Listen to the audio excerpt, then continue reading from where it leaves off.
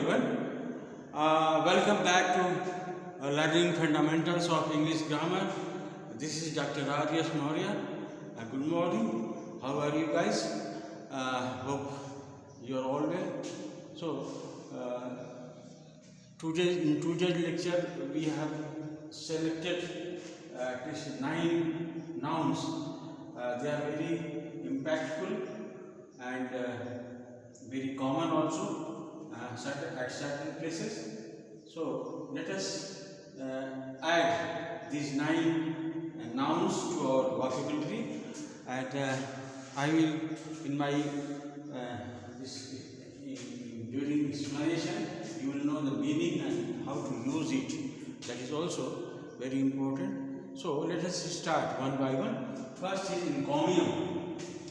Encomium is a letter given by an important person and authority to someone regarding the work, regarding the character, especially work. Prasansa patra. You may say that you have worked in a certain factory for long years, long 20 years, and after that you got retired from that place. So the manager of the company is obliged to write a letter that Mr. Such and Such has been working in our factory, and he was very diligent, and he was a man of good character, and nothing is known against him. All these things are written. So that is called in a letter, it is encomium. Encomium is prasansa patra. Encomium means prasansa patra. Someone gives encomium. Encomium is given, and then it is let him know that he has been given a prize, or some good words for his work. So encomium is a letter given to an employee, or senior used to give to junior. So likewise this. तो encomium means प्रशंसा पत्र ही आप देखें इसको, प्रशंसा पत्र, प्रशंसा। आपको कभी मिला है प्रशंसा पत्र?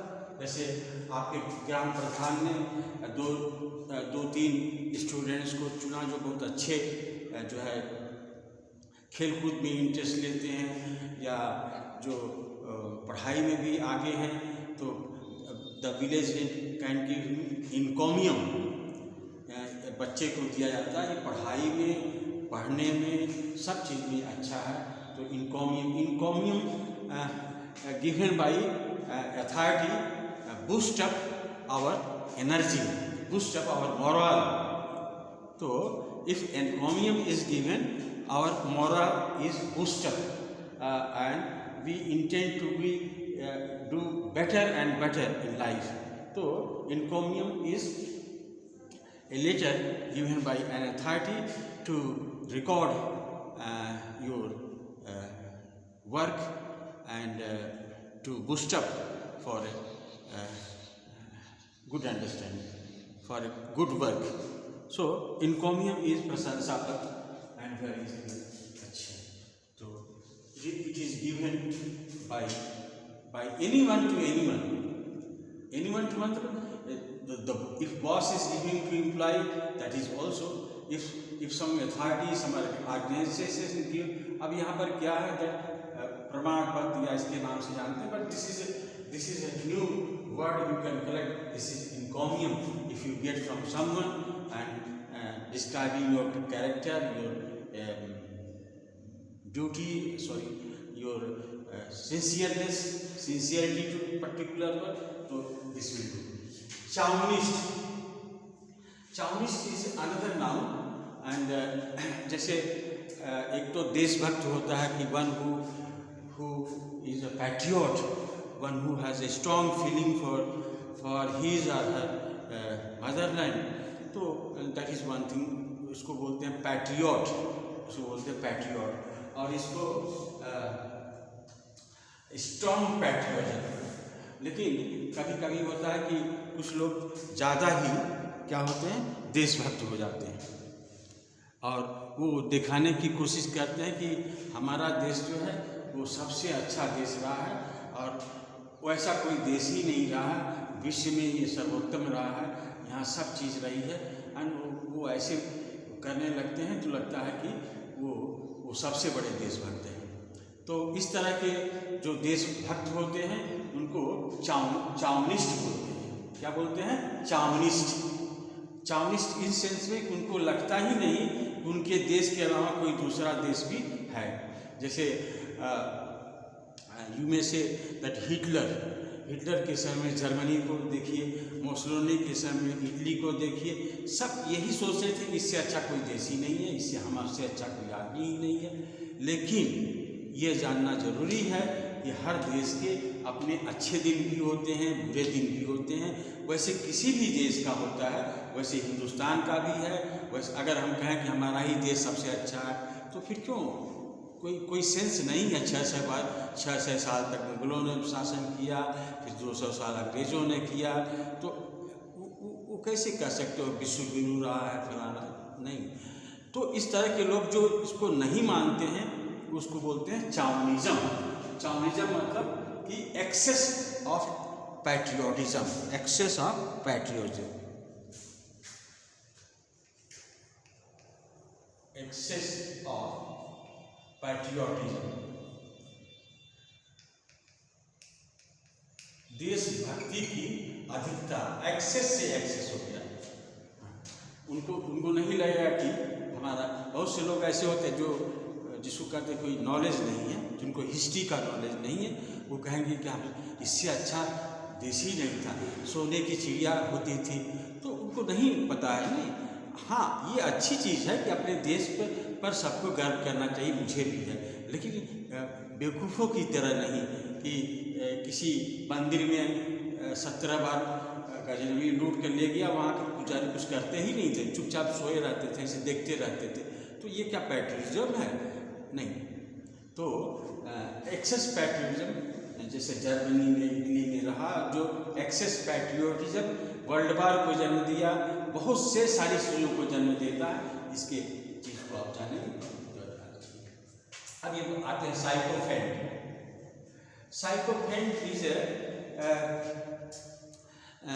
जैसे चापलूसी करना। तो in a very servile way, in a very going very low to for your purpose, to solve your purpose. When you say flattering जिसको कहते हैं, if you flatter someone, if you butter someone, बहुत से नाम हैं, I don't want to take this, buttering, flattering, तो sycophant भी होते हैं। Going very lowly in a servile way to touch his feet, to lick his boot, तो ये क्या है? साइकोफेंट। किसी का जूता चाटना, तलवा चाटना और बटरिंग करना, ये सब क्या है? साइकोफेंट है। वो लोग साइकोफेंट होते हैं। चापलूस जिसको कहते हैं आप, चापलूस, जो अपने काम को करवाने के लिए किसी हद तक जाए तो उसको बोलते हैं साइकोफेंट। तो sycophant is also going lolly, going very low, going very लो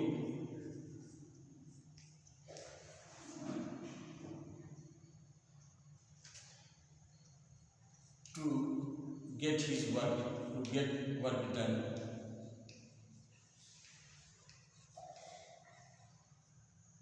तो ये साइकोफेंट मतलब होता है चापलूस। आप हिंदी में इसको लिखिए, इसका मतलब होता है चापलूस। और चापलूस वैसा चापलूस जो बहुत नीचे तक जा कर के और चापलूसी करता हो, अपना सब कुछ बेच करके चापलूसी करता, उसको बोलते हैं साइकोफेंट। और फिर होता है टेरा मैग्नेट। ये टेरा मैग्नेट ये सिर्फ जो है औरतों के लिए लागू होता है। ये औरतों के लिए होता है, वुमन के लिए। और ऐसी वुमन जो आप देखते हो टिपिकल वुमन होती है, जो एक तो बहुत फूहड़ किस्म की होती है, गंदगी करती हैं, गंदा रहती हैं, फिर झगड़ा करती हैं और उनको बिना झगड़ा किए हुए चैन नहीं रहता। दे ऑलवेज क्वेरल, और कभी जब उनको आसपास में नहीं होता तो कहीं दूर जा कर के झगड़ा करके आती हैं। तो that kind of woman is called termagant, termagant. तो ये इस तरह की querulous abusing type of women, they have no self respect, और वो जो है यस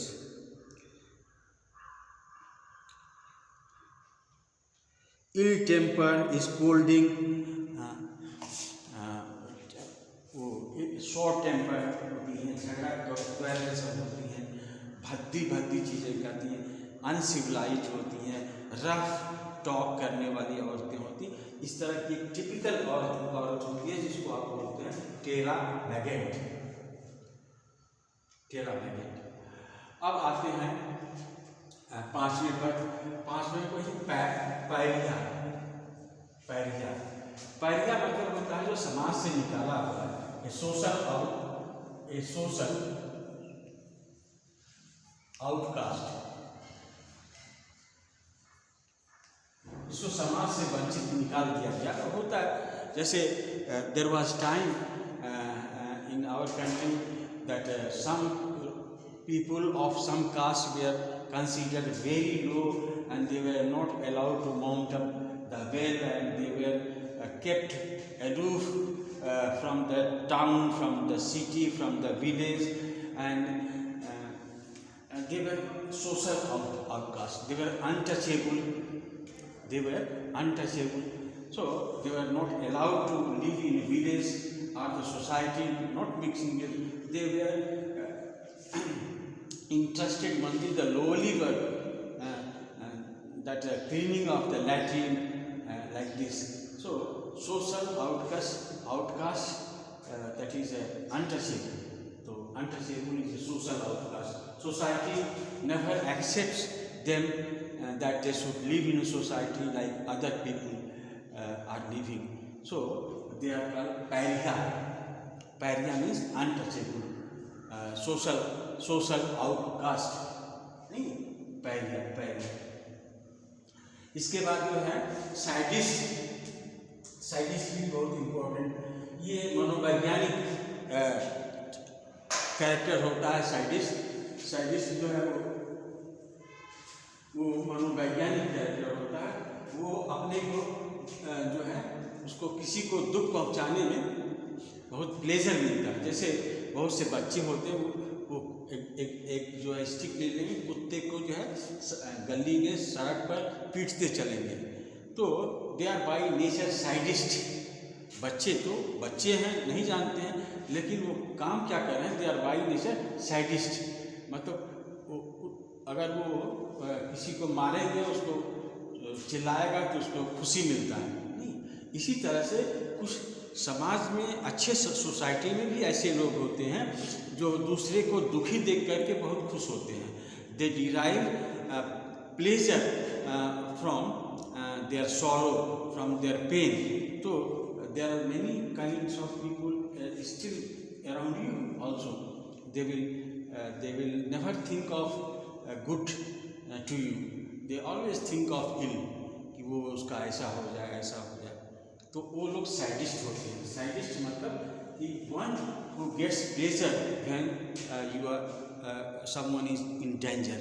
जब कोई खतरे में है तो आप उसको आनंद ले रहे हैं, तो वो साइडिस्ट होता है। साइडिस्ट तो sadist one who derives pleasure from the pain of other, one who derives pleasure from the pains of other.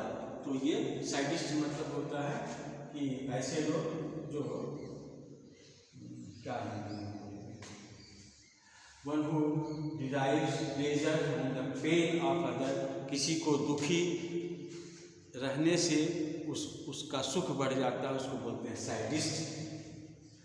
और ये लेगार हर समाज में ऐसे ही होते हैं कि अगर कुछ काम हो रहा है तो कुछ लोग जो है सबसे आगे जाते हैं, तो सबसे आगे जाने वाले में 2-4 होते हैं, उसके पीछे 10-20 होते हैं, और उसके पीछे भी 30-40 होते हैं, और लास्ट में जो है 2-4 जो छूटे होते हैं वो लास्ट में रहते हैं।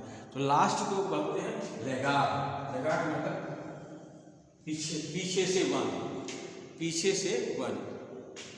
जैसे यहाँ अगर हम कहें कि यहाँ से सबको एक चीज़ उठाना है और एक एक करके अपना ले जाना है, सबका बॉक्स है, टिफिन है, बॉक्स है, तो सब लड़के आ गए और जो बिल्कुल जो है लैगार्ड होगा, जो आलसी होगा, जो वो बाद में आएगा।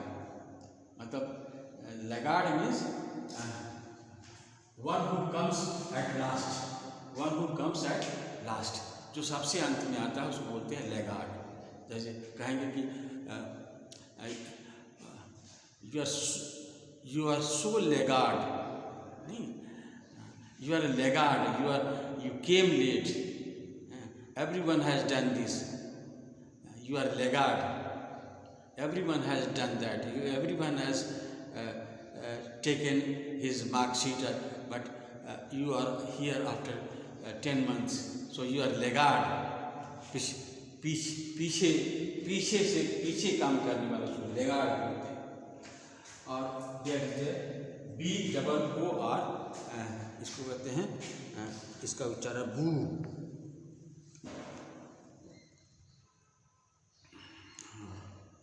इसका मतलब होता है कि not fit in a social gathering, clumsy, rude, atrocious in manner.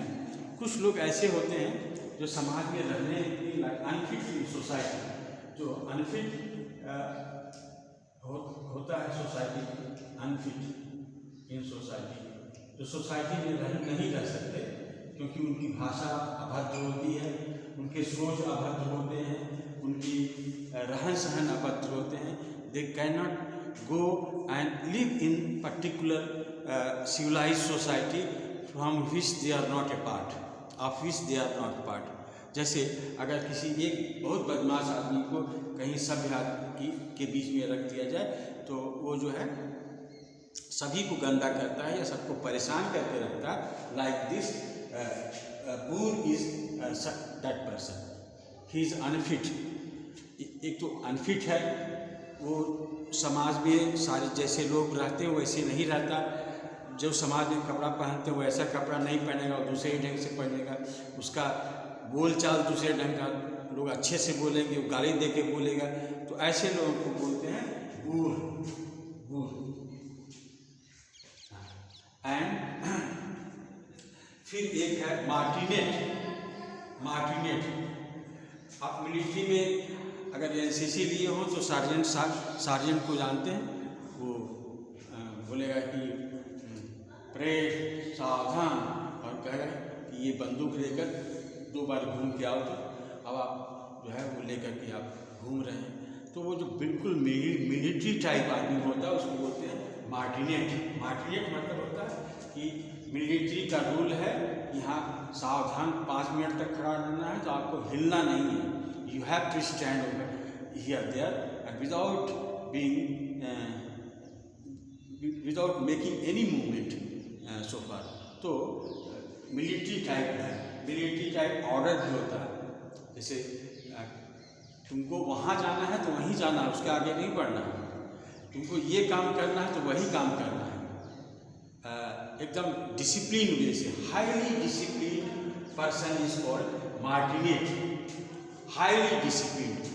इसको जब मिलिट्री का सर्जेंट बोल सकते हैं कि, और 3 फीती वाला साहब जो होता है उसको बोलिए, जो हरदम आपको चक्कर लगाते रहता है, लेफ्ट राइट कराते रहता है, ऐसे नहीं बैठ सकते, ऐसे नहीं बैठ सकते, सब सलामी दो, ड्रेस ठीक नहीं है, बोलना ठीक नहीं है, जूता ठीक नहीं है, पॉलिश नहीं है, so many things. That is a martinet.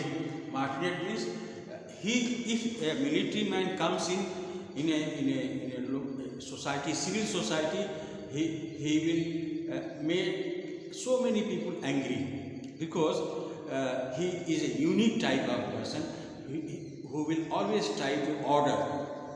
ये करो जी, वो करो, तुम वहाँ जाओ, यहाँ। तो that kind of person is martinet. So one who is very strict, one who is very disciplined, who is very stern, one who is highly disciplined and military disciplined. So expect that everything be done in a neat and clean manner, in a very disciplined manner, is called martinet. Jैसे some school teacher या some school principals are like that. No, you cannot come. What is time? It is 10:30. Go out, get out. They will not allow you if you come late. So that is my character, martinet.